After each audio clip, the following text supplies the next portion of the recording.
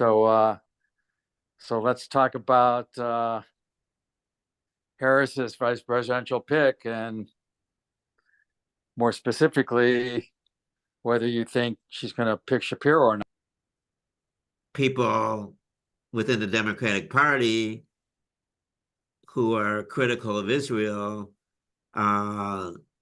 just don't like him because of his strong support. And then the whole issue is like, well, why for Israel? Why would they pick out him when the other possible VP candidates have this basically the same position? And so is it, oh, because he's Jewish, so that brings up the anti-Semitism issue? Or is it because maybe he has been more, because he's Jewish or for some other reason, he has been more outspoken.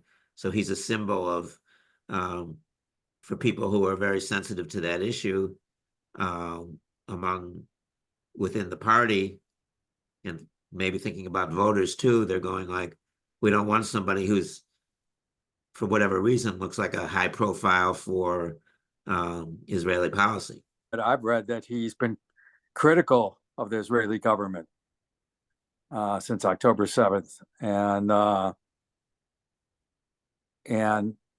the very worst, he's certainly not more pro-Israeli than the other vice presidential possibilities. So all in all, I think that Shapiro would be a really good pick, to get those undecided independent voters.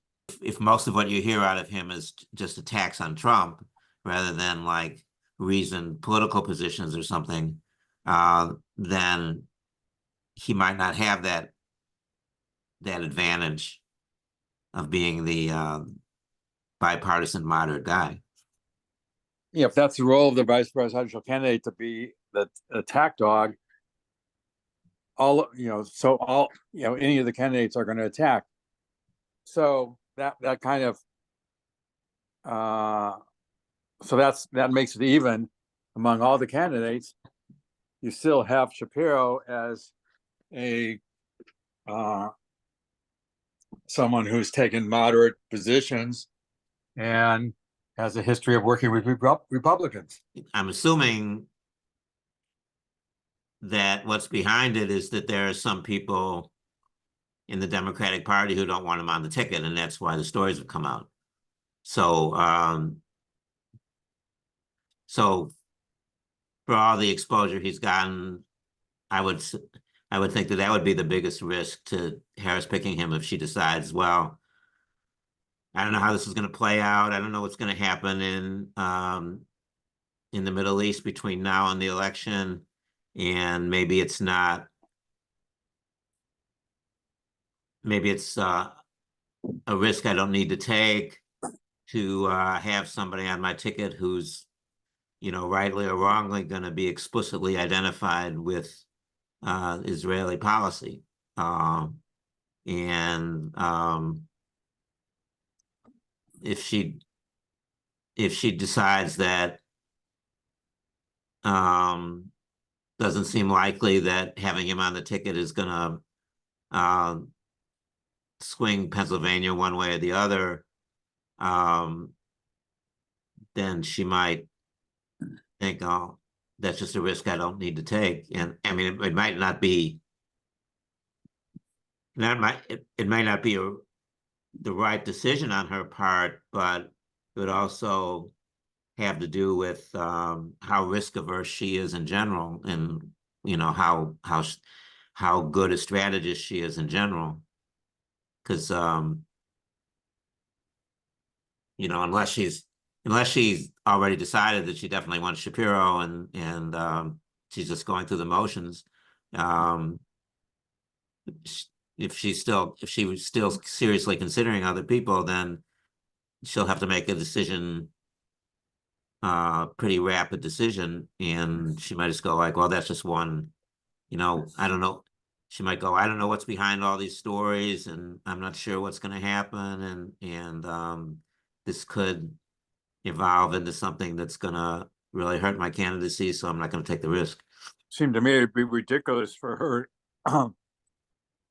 to conclude that Shapiro wouldn't significantly improve her chances of winning Pennsylvania.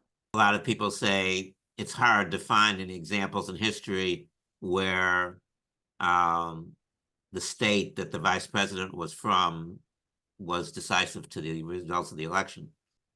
The problem with that is that you have such a small sample, and I mean, how many really close elections have you had, and how many elections have you had where the vice presidential candidate was from a state that was a battleground state and was a determining and could be the determining factor in the election. So I think that argument is terrible.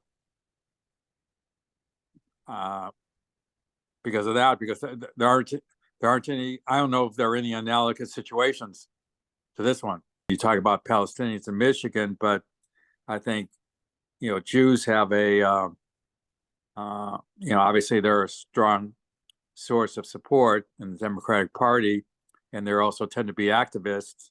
And I think with a Jewish candidate, presidential candidate, that is going to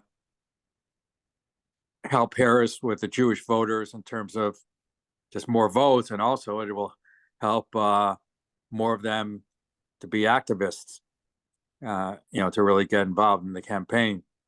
My first reaction is to question that on the basis that older Jewish activists, if you talk about like Jews in their 50s and 60s, joining phone banks, I could see that, but the fact that Shapiro's Jewish, my first reaction, I find it hard to believe that would help him among Jews in their 20s and 30s. It might hurt among Jews in their 20s and 30s. Jews in their 20s and 30s are more likely to be against Israeli policy than for Israeli policy. And my understanding is that Shapiro has been opposed to Israeli policy. I still think it's very likely that from the point of view of young Jews, that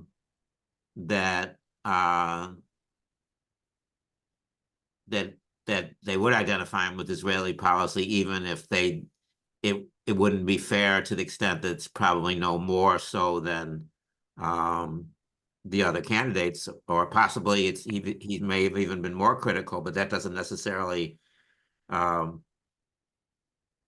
that might not necessarily help among young Jews if his, the subtleties of one or two things he might say if he is like, if he symbolizes strong, being a strong supporter of Israel. So I mean, that would, to the extent that if you talk about activism at that level of what young people are doing, then I'd be skeptical that he would help, that his being Jewish would help among those people. But it sounds like you agree that it would help activism among middle-aged and older Jews. Yeah, makes sense. That's some, I don't know for sure, but it makes sense that it would, yeah. Like the phone banks and stuff are ringing, ringing doorbells, are helping on election day and stuff like that, getting the vote out, yeah.